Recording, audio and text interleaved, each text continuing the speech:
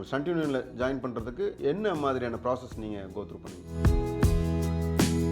So நீங்கள் நடித்ததும் தெரியாது, நீங்கள் உங்களுடைய எஃபோர்ட் தெரியாது, ஆனாலும் அதில் பண்ணி ஆகணும். அதை பண்ணும்போது என்னென்னா,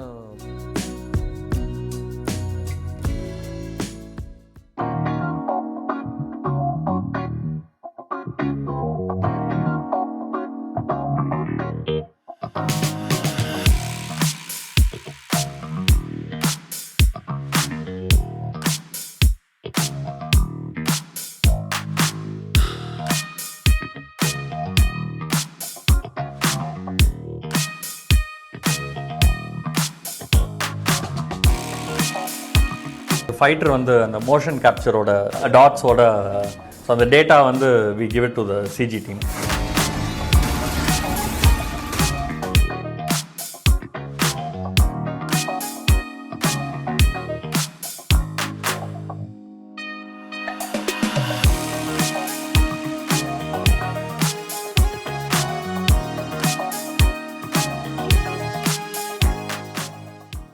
வணக்கம் பிரதர். வணக்கம். சினிமா மேலே ஆர்வம் எப்போ வந்தது?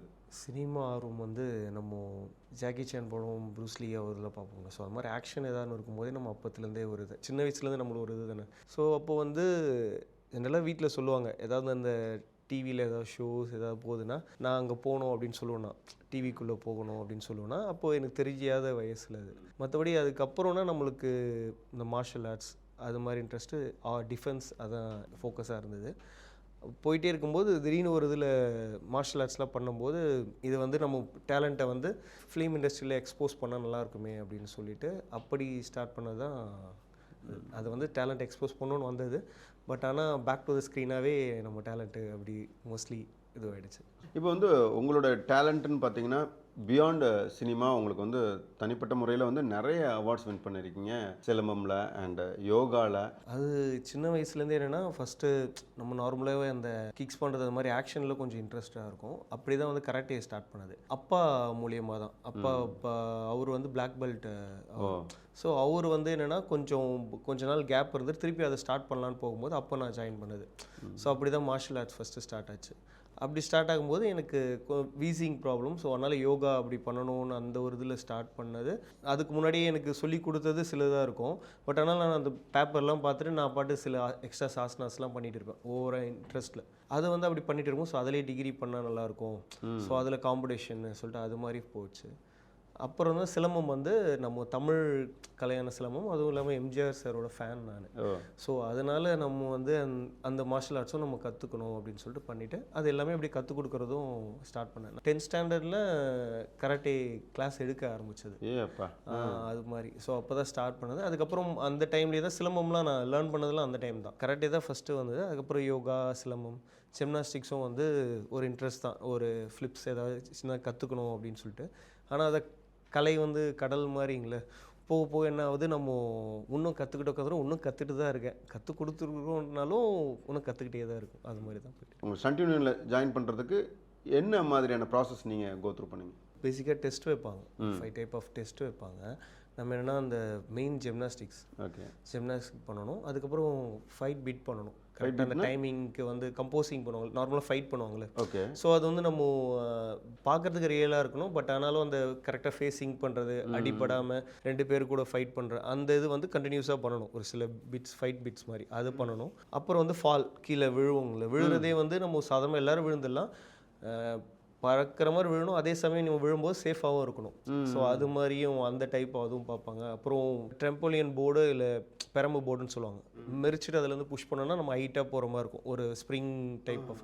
ஸோ அதில் வந்து என்னென்ன ஆக்டிவிட்டிஸ் பண்ண முடியும் அதை பண்ணணும். ஜிம்னாஸ்டிக் அது இல்லாமல் நம்மளோட செப்பரேட்டாக சில பேர்லாம் வந்து நம்மளதுலேயே பைக் ஜம்பர்ஸ் இருப்பாங்க, ஸ்விம்மர்ஸ் இருப்பாங்க, ஹார்ஸ் ரைடர்ஸ் இருப்பாங்க. ஸோ அவங்களும் செப்பரேட்டாக அவங்களோட இண்டிவிஜுவலிட்டி வேறு என்னென்ன எக்ஸ்ட்ரா அது தெரியும் அப்படின்ற மாதிரி அதையும் கூட எக்ஸ்போஸ் பண்ணுவாங்க. ஸோ இதெல்லாம் பண்ணிவிட்டு இதில் டெஸ்ட்டில் பாஸ் ஆகணும். அப்படி பாஸ் ஆகிறவங்களுக்கு சன் யூனியனில் இது மாதிரி. ஏன்னா இப்போது ஒரு விஷயம் பண்ணுறோன்னா அதுக்கேற்ற மாதிரி அவங்க டேலண்டடாக இருக்கணுங்களே. இப்போ நம்ம ஏன்னா இது வந்து ரிஸ்க்கான ஒரு விஷயம் வேறு. நம்ம சாதாரணமாக போயிட்டோன்னா அதை கரணம் தப்பினால் மரணம்னு ஒரு விஷயம் மாதிரி இருக்கும். பட் அதில் வந்து நம்ம தெளிவாக இருக்கணும்னா இந்த மாதிரியான ஆக்டிவிட்டீஸ்லாம் இருக்கும்போது தான் நம்ம தெளிவாக அந்த ஆக்டிவிட்டீஸ் பண்ண முடியும். நார்மலாக ஒரு கராத்தே கற்றுக்கிறது, சிலம்பம் கற்றுக்கிறதுங்கிறது வந்துட்டு என்னென்னா அது ஒரு மார்ஷல் ஆர்ட்டாக வந்து நீங்கள் கற்றுப்பீங்க. ஆனால் when it comes to cinema அது டோட்டலி டிஃப்ரெண்ட்டாக இருக்கும் இல்லையா? அதுக்குண்டான ட்ரைனிங்னு ஏதாவது எடுத்துக்கிட்டிங்களா? ஸோ மார்ஷல் ஆர்ட்ஸ்க்கும் நீங்கள் சினி ஸ்டன்ட்ஸ்க்கும் பார்த்தோன்னா கொஞ்சம் டிஃப்ரெண்ட் நல்லாவே இருக்கும். என்ன விஷயம்னா இதில் வந்து உங்களுக்கு வந்து ப்ரொஃபஷனலாக இப்போது கராட்டேனா உங்களுக்கு பஞ்ச் பண்ணணும், ஆள் மேலே டச் பண்ணணும் ஒரு ஸ்பேரிங்னா. ஆனால் இதில் பண்ணக்கூடாது. ஸோ அது மாதிரி ரெண்டுத்துக்கும் வேரியேஷன் இருக்கும். ஸோ இதில் டெக்னிக்ஸ் என்ன, ஆனால் என்ன உங்களுக்கு அந்த மூவ்ஸ் தெரிஞ்சிடும். இப்போ நம்ம ஒரிஜினலாக ஒரு அடிக்கிறோன்னா என்ன பண்ணுவோம், அந்த பாடி லாங்குவேஜ் ஆட்டோமேட்டிக்காக வந்துடும். ஆனால் இதில் வந்து அது படாத மாதிரி அதை பண்ணணும் போது கொஞ்சம் இதில் வேரியேஷன், இதில் ரெண்டுமே கொஞ்சம் அது எப்படி உங்களுக்கு ட்ரெயின் ஆனிச்சுன்னு கேட்குறேன். நான் ட்ரெயின் ஆனால் நான் ஃபஸ்ட்டு நார்மலாக பண்ணும்போது கொஞ்சம் மெயின் உள்ள ஃபிலிம் இண்டஸ்ட்ரி உள்ளே வந்தோடனே தான் அதிகமாக கற்றுக்கிற மாதிரி இருக்கும். பேசிக்காக இதுக்கு வந்து பாண்டியன் மாஸ்டர் இருக்கார். ஸோ அவர் வந்து அவர்கிட்டையும் எனக்கு 3 மாஸ்டர்ஸ் இருக்காங்க. சண்முகராஜா சென்சாய் ஒருத்தர், அப்புறம் Sarangam sensei master, Pandian master. So Pandian master வந்து ஸ்டண்ட் ட்ரெயினராக இருக்கார். அவரும் மாஸ்டரு. ஸோ அவர் தான் பெரிய பெரிய ஆர்டிஸ்ட்லாம் பண்ணியிருக்காங்க. இவர் சூரியனா, கார்த்திகனா, அது மாதிரி அவங்க நிறைய பேருக்கு வந்து இன்னும் கிளாஸு அது மாதிரி பிகினர்ஸ்க்கு எல்லாருக்கும் வந்து ஒரு ஸ்டண்ட் சொல்லி தருவாங்க. ஸோ அங்கே பேசிக்காக அங்கே கிளாஸ் அங்கேயும் கற்றுக்கிட்டது. அது இல்லாமல் நம்ம ஃபிலிம் இண்டஸ்ட்ரி உள்ளே போனோடனே இன்னும் டெக்னிக்ஸ் நிறைய இருக்கும். நம்ம சீனியர்ஸ் இருப்பாங்க. நான் என்னென்னா இப்போது ஒர்க் போனேன்னா அந்த இடத்துல சும்மா உட்கார மாட்டேன். அந்த இடத்துல என்ன பண்ணுவேன்னா என்ன நடக்குதுன்னு பார்த்துட்டு இருப்பேன். இப்போ எனக்கு ஒரு பிட்டு வரும், ஆக்சுவலாக ஒரு பஞ்ச் பண்ணால் இப்படி விழுற மாதிரி ஒன்று வருதுன்னு வச்சுக்கோங்களேன். நான் அதுக்கப்புறம் அடுத்த ஆளுக்கு பார்த்தா வேறு ஒன்று வரும். ஸோ எனக்கு அது வந்ததுன்னா நான் என்ன பர்ஃபார்ம் பண்ணுவேன் அப்படின்னு சொல்லிட்டு அதை வந்து நோட்டீஸ் பண்ணுவேன். அதை நோட்டீஸ் பண்ணி அதில் ட்ரெயின் ஆகிறது தான். ஏன்னா சில இது இருக்கும்ல, இப்போது தேரி வேறு ப்ராக்டிக்கலாக ஒரு விஷயம் வேறு, அதை பார்க்கும்போது ஒரு அப்சர்வேஷன் வேறு. நான் மோஸ்ட்லி அதில் அப்சர்வ் பண்ணி இன்னும் இப்போ கூட அதே தான், சேம் தான். இப்போயும் எல்லோரும் பண்ணாங்கன்னா சீனியர்ஸ் வைஸ் ஒருத்தர் ஒரு வேரியேஷன் இருக்கும், ஒரு டெக்னிக் சொல்லுவாங்க. அதில் என்னென்ன நல்லா இருக்கோ அதெல்லாம் நம்ம அப்சர்வ் பண்ணிகிட்டே இருந்தால் தான் இம்ப்ரூவ் ஆகிட்டே இருக்கும். முதல்ல வாய்ப்பு எப்படி வந்துச்சு, யாருக்கிட்ட? செல்வா மாஸ்டர் இருக்காருங்க. ஸோ அங்கே மாஸ் படம் இருக்குங்களே, சூர்யா சார். ஸோ அதுதான் எனக்கு நார்மலாக டெஸ்ட் அட்டன் பண்ண எல்லாம் பண்ணோம். கார்டு கொடுத்தது வந்து ஒரு மாஸ்டரும் கொடுப்பாங்க. ஸோ அப்படி கொடுக்கும்போது அவர்கிட்ட தான் நான் கார்டு வாங்கினது. ஸோ அதே மாதிரி அங்கே போகும்போது அந்த ஒர்க்கில் போயிட்டு சூர்யா சார் தான் ஒரு இண்டோர் செட்டப் மாதிரி இருக்கும் மாஸ் படத்தில். ஸோ அங்கே தான் பண்ணது ஃபஸ்ட்டு ஷூட். அட்டன் பண்ணோடனே ஃபஸ்ட்டு கால் வந்தது. பட் ஆனால் நான் வந்து அதுக்கேற்ற மாதிரி முன்னாடி எனக்கு கார்டு வாங்காமே வந்து டெஸ்ட் அட்டன் பண்ண மறுநாள் கால் வந்தது, இது மாதிரி வாங்க ஷூட்டுன்னு சொல்லிட்டு. ஆனால் அந்த ஷூட் நான் போக முடியல. என்ன ரீசனா, நான் மெம்பராகவே ஆகலை. அப்புறம் சொல்லும் போது யூனியனில் மெம்பர் ஆனதுக்கப்புறம் தான் போகணும் ஷூட்டு அப்படின்னு சொன்னாங்க. ஸோ அதனால் அந்த ஃபஸ்ட்டு இதில் நான் மறுநாளே எனக்கு வந்த ஃபோனு மிஸ்ஸு. அதுக்கு அடுத்தது தான் அந்த படம். இப்போ வந்து மாஸ் படம் வந்து நீங்கள் லைவாக பார்க்குற ஒரு ஷூட்டாக இருக்கும். அந்த ஸ்டண்ட்டில் நீங்களும் இருக்கீங்க. எப்படி இருந்துச்சு அந்த ஃபீல்? அதான் புதுசாக இருந்தது. நம்ம என்னென்னா இப்போது ஷூட்டுன்றது வேறு, நம்ம நார்மலாக பர்ஃபார்ம் பண்ணும்போது ஒரு வீடியோஸ் கூட இது பண்ணியிருப்போம், நம்ம ப்ராக்டிஸ் பண்ணும்போது பண்ணியிருப்போம். ஷூட்டுன் போது புது வகையான எக்ஸ்பீரியன்ஸில் ஒரு சின்ன சீனுக்கும் ஒரு டைம் எடுத்து லைட்டிங் பண்ணி அதுக்கேற்ற மாதிரி ஆளை வச்சு இதுக்கு ஒரு 4 தடவை பார்த்துட்டு அது மாதிரி அதுதானே ஃபஸ்ட்டு நம்ம இப்போ வெளியிலேருந்து நிறைய பேர் சினிமான்னு தெரியும், ஆனால் உள்ளே வரவங்களுக்கு ஒரு புது எக்ஸ்பீரியன்ஸ் இருக்கும்ல. என்ன இவ்வளோ டைம் ஆகுது ஒரு டியூரேஷனும் அப்படின்னு சொல்லிட்டு இத்தனை நாள் எடுக்குது இந்த சின்ன சீன்ஸ்க்கெலாம் சொல்லிட்டு எத்தனை பேர் டெக்னீஷியன்ஸ் பேக்கில் ஒர்க் பண்ணுறாங்க, நம்ம சாதாரணமாக பார்த்துட்டு போயிடும் அப்படின்னு சொல்லிட்டு ஒரு எக்ஸ்பீரியன்ஸ் நடந்த விஷயம். Venkat Prabhu sir and Selva master இவங்களோட காம்பினேஷன் பற்றி சொல்லுங்கள். 2 பேரும்னா அந்த டைமில் வந்து இவர் ரொம்ப ஜாலியான டைப் தான் வெங்கட் பிரபு சார். செல்வா மாஸ்டர் ஏன்னா நான் போயிட்டு அதான் எனக்கு ஃபஸ்ட் அண்ட் லாஸ்ட்டு நான் பண்ண ஒர்க்கில் வந்து செல்வா மாஸ்டர் ஃபஸ்ட்டு. அதே மாதிரி அதுக்கப்புறம் நான் போவே இல்லை அங்கே ஒர்க்கு. அந்த அண்ணன் ஒருத்தர் இருக்கார், அருண் அண்ணான்னு சொல்லிட்டு, அவர் தான் எனக்கு சொல்லி கொடுத்தாரு இது மாதிரி பண்ணணும். ஏன்னா இதுன்றது வேறு, மாஸ்டர் சொல்கிறத வந்து அசிஸ்டன்ட் வந்து டக்குன்னு அந்த டைமில் அப்சர்வ் பண்ணிவிட்டு அவங்க சொல்லி கொடுத்து இது மாதிரி பண்ணு அப்படின்னு சொல்லிட்டு சொன்னாங்க. ஸோ அது மாதிரி போச்சு ஒரு மூமெண்ட்டாங்க. செகண்ட் லெவலில் வந்து ஒர்க் பண்ணிட்டு இருந்துட்டு ஒரு ஸ்டண்ட் அசிஸ்டண்ட்டாக மாறின படம்னா அது நயன்தாரா மேம் ஒரு படத்தில் எதுவாக பண்ணோம் அசிஸ்டண்ட்டாக. லேட்டஸ்ட்டாக அதுனா இதை பிளாஸ்ட் படத்துலேயும் பண்ணோம் அசிஸ்டண்ட்டு சேம். அப்புறம் வேறு படம்னா நிறைய இருக்குது. ஆனால் பிகினிங் அந்த ஸ்டார்டிங்னா என்ன விஷயம்னா அசிஸ்டண்ட்டுன்னு ஒரு கேட்டகரி இருக்குது, ஒரு 5 இயர்ஸ்க்கு அப்புறம் கேட்டகரின்னு இருக்கும். ஆனாலும் நான் வந்து கொஞ்சம் ஸ்டார்டிங் ஸ்டேஜ்லேயே முன்னாடி வந்து அந்த பொசிஷன் பண்ணுறதுன்னு ஒரு விஷயம் வந்துடுச்சு. சென்டர் பண்ணுவாங்கன்னு சொல்லுவாங்க, கம்போசிங் இருந்து சில சென்டர் பண்ணுவாங்க. அது வந்து எனக்கு 5 இயர்ஸ் ஆகிறதுக்கு முன்னாடியே வந்து ஸ்டார்டிங்லேயே வந்து கணேஷ்குமார் மாஸ்டர்னு ஒருத்தர் அவர் வந்து இது பண்ணார். ஸோ அதில் என்னென்னா நான் அசிஸ்டன்ட் கேட்டகரி இல்லை, ஆனாலும் என்னை வந்து நடுவில் நின்று அந்த கம்போசிங் பண்ணுறது அது மாதிரி விஷயம்லாம் அப்பயே ஸ்டார்ட் பண்ணியாச்சு. ஸோ அப்போனா துருவா சஜா மூவிலாம் இருக்கும் பெங்களூரில் கர்நாடகா அவர் அர்ஜுன் சாரோட ரிலேட்டிவ். ஸோ அவரோட படத்தில் வந்து அதில் நான் அதுதான் போனோன்னா நம்ம தான் பண்ணுற மாதிரி இருக்கும். என்ன பொசிஷன் பண்ண சொல்லுவாங்க, நான் சொல்கிறது அதாவது ஹீரோக்கு பண்ணது. ஸோ அது மாதிரி இருக்கும். அப்பயே வந்து அந்த சீனியரிட்டி இது மாதிரி அவர் கொடுத்துட்டாரு.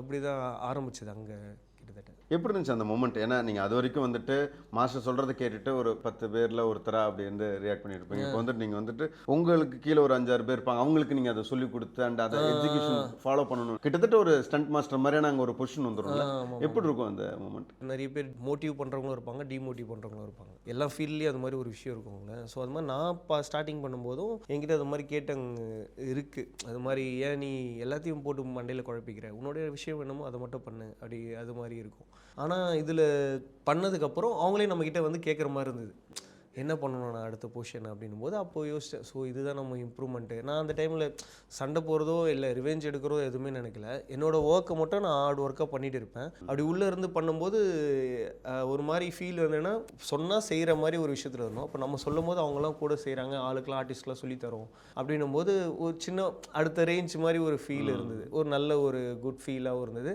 அதே மாதிரி நம்ம எப்போவுமே டெடிக்கேஷனாக ஒரு விஷயம் இருப்போம். ஆனால் இது மாதிரி இருக்கிறனால இப்போது வெறுமனே வேடிக்கை, நான் சொன்னங்களே நம்மளுக்கு ஒர்க்கே இல்லைனா கூட வேடிக்கை பார்த்துட்டு என்ன விஷயம் கற்றுக்கிறேன்னு. ஆனால் இப்போ எனக்கு ஃபுல்லாகவே ஒர்க் மாதிரி தான் இருக்கும்.